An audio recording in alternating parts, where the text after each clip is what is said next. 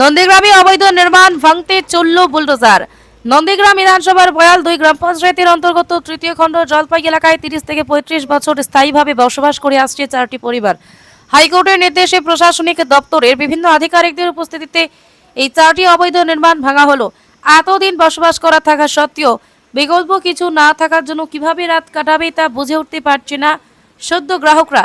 শেখ নজরুল ইসলাম তিনি দাবি করেন কোনোভাবে নোটিশ না দিয়ে গতকাল বিকেলে নন্দীগ্রাম থানার আধিকারিক এসে মৌখিকভাবে বলে যায়, তারপর আজকে এরকম গৃহহারা হলো হতে।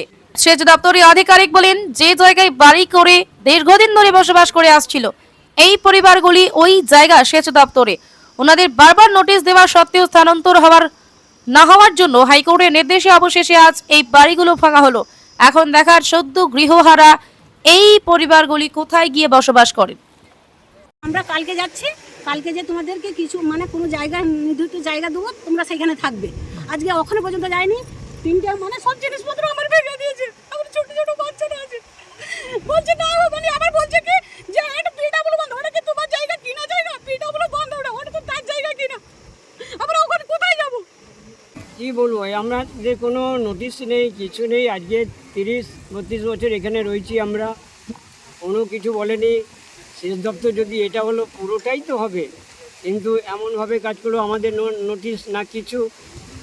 আগামী বিগত দিনে 5টা বিকেল 5টায় আমাদের কাছে এলো, ঘর খালি করে দাও, ঘর ভাঙা হবে। এই টাইমের মধ্যে ওই নন্দীগ্রাম থেকে খান সাহেব এসেছিলো, তার নাম থানাতে, নন্দীগ্রাম থানা থেকে।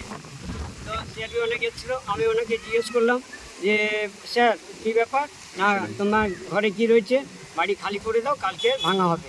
গতকালকে এসে বললো? হ্যাঁ, আমি বললাম কারণ, বলে আপনি সরকারি জায়গার মধ্যে ঘর করে রয়েছেন,